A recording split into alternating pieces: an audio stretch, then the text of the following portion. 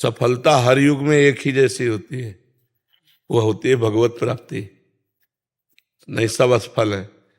तुम चाहे जितने बड़े पद में पहुंच गए हो, चाहे जितने अरब रुपया जमा कर लियो, चाहे जितना सुंदर परिवार हो, चाहे जितना सुंदर महल हो, चाहे जितनी सुंदर गाड़ियां हैं, मरोगे तो इनमें से क्या जाएगा? तो असफल हो गए ना भाई। कमाने यहां आए थे 70 वर्ष, 80 वर्ष, 100 वर्ष, 120 वर्ष, इसके आगे तो आयु है नहीं मनुष्य की। इतने में जो कुछ कमाया उसमें से 5 रुपए भी नहीं ले जा सके, तो असफल रहे कि सफल? असफल रहे ना। तो सफलता है भगवान की प्राप्ति हर युग में। चौं जुग चौं श्रुति नाम प्रभाव, लोक वेद नानु पाओ। यदि हर समय मधुर मधुर भगवान का नाम जप कर रहे, इससे बड़ा कोई योग नहीं। तेषाम सतत युक्ता नाम भजताम प्रीतिपूर्वकम ददामि बुद्धि योगम तम एन मामुपयांति ते। जो प्रेम पूर्वक नाम जप करता रहता, उससे बड़ा कोई योगी नहीं। इसलिए यही सफलता है। हर समय हर सेकंड भगवान का विस्मरण ना होने पावे, हर समय स्मरण करो, यही परम योग है, यही परम सफलता है, यही परम लाभ है। समझ पाए? महाराज जी, इस सफलता को प्राप्त करने के लिए क्या करना पड़ेगा? भगवान से प्रार्थना करे। सबसे पहले साधु संगति, प्रथम भगति संतन कर संगा। सबसे पहली भक्ति भगवान के प्रेमी महात्माओं का संत हो, प्रेमी महात्माओं का, प्रपंचियों का नहीं। प्रपंचियों को नहीं। अगर प्रपंचियों को तो वही प्रपंच ही भरा रहेगा, हंसी मजाक, ये रुपया पैसा लेन देन, वो सब प्रपंच है। शुद्ध बात, त्रिगुणातीत बात, केवल भगवान से मतलब जिनको, ऐसे भक्तों का संग हो।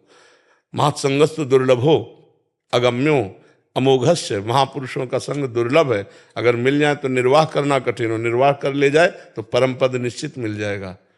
तो भगवान से पहले प्रार्थना करे, प्रथम भगति संतन करे संगा, और दूसरी रति मम कथा प्रसंगा। दूसरी भगवान के चरित्रों का खूब स्वाध्याय करे, खूब श्रवण करे, खूब मनन करे। गुरुपद पंकज सेवा तीसरी भक्ति अमान। श्री गुरुदेव भगवान के चरणों का आश्रय ले और मान रहित होकर गुरुदेव के चरणों की सेवा करे। चौथी भगत मम गुण गण करे कपट तज गान। चौथी भक्ति भगवान की लीला गुणों का कपट तज करके गान करे। कपट तज, लीला गुण भगवान के गा रहे, रुपया चाह रहे हैं। चौथी भगत मम गुण करे कपट तज गान। मंत्र जाप मम दृढ़ विश्वासा। पांचवी भक्ति है, मेरे मंत्र का निरंतर जाप हो और उसमें दृढ़ विश्वास हो। पंचम भजन सुवेद प्रकाशा। छठदम शील विरत बहु कर्मा, निरत निरंतर सज्जन धर्मा। छठवीं भक्ति है, शीलवान बने, सहनशील बने, चाहे जितना मान हो या अपमान हो, दुख हो या सुख हो, निंदा हो या स्तुति हो, समान भाव रहकर। छठदम शील, और बहुत से उन कर्मों का त्याग कर दे जो भक्ति विरोधी कर्म है। छठदम शील विरत बहु कर्मा, और निरत निरंतर सज्जन धर्मा।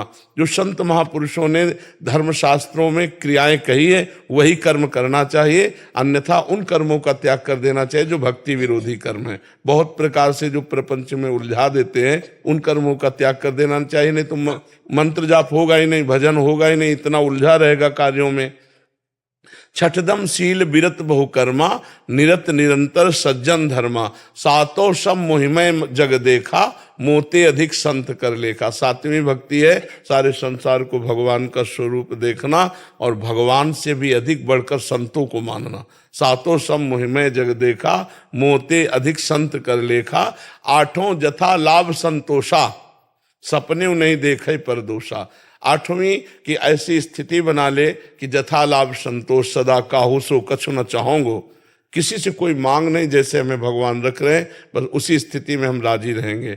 ज्यों ज्यों राखत हो त्यों त्यों रहियत हो हरि, जोई जोई प्यारो करे सोई मोहि भावे। ये स्थिति। आठों जथा लाभ संतोषा, सपने नहीं देखे पर दोषा। स्वप्न में भी किसी के दोष न देखे। नवम सरल सबसन छलहीना। नवमी भक्ति है, पूर्णता है नवमी भक्ति। नवम सरल सबसल छलहीना। सरल स्वभाव न मन कुटिलाई, ये संतों का स्वभाव होता है। जो वाणी में वही हृदय में, वही क्रिया में, इसे ठीक आचरण कहते हैं। वाणी में कुछ है, मन में कुछ चल रहा है, क्रियाएं कुछ हो रहे हैं, ये कपटी पुरुष है। सरलता ये कि जो बोल रहा है वही आचरण कर रहा है, वही उसके मन में है। नवम सरल सबसन छलहीना, किसी से छल भरा व्यवहार न करे।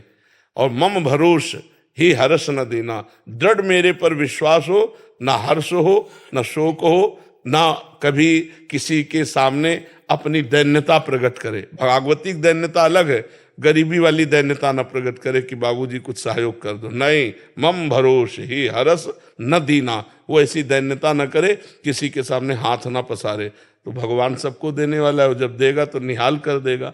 नौ माँ एको जिनके हुई, अगर नौवीं भक्ति में एक भी भक्ति किसी को, तो उसका कल्याण हो जाएगा, उसका मंगल। महाराज जी, आपने प्रथम पड़ा संत संग बताया इसमें, तो महाराज जी जो संसार में एकदम अभी भक्ति प्रारंभ ही नहीं हुई, उनको संतों के बारे ही पता नहीं है, विशुद्ध संत कैसे होंगे, कहाँ। भगवान से, इसीलिए हम सबसे पहले कहा भगवान से प्रार्थना करें कि हमें संत संग दिलावे। भगवान तो सब जानते हैं ना, तो भगवान से प्रार्थना करें तो ऐसे संतों के पास पहुंचा देंगे जिनके संग से परमार्थ पुष्ट होता है। ऐसा तो है ही नहीं कि असली संत है ही नहीं। अगर नकली नोट है तो असली उसका होगा कहीं, खोजो। अगर नकली कोई वस्तु है तो असली तो होगी ही ना, उसको खोजो। जिन खोजा तिन पाइया, गहरे पानी पैठ। तो तुम नहीं खोज पा रहे तो भगवान से प्रार्थना करो। तो भगवान जब द्रवहि दीन दयालु राघो, तो साधु संगति पाइए, तो संतों का संग करा देंगे। और संत संग हो गया तो फिर नौ भक्ति आ जाएगी अपने आप जी।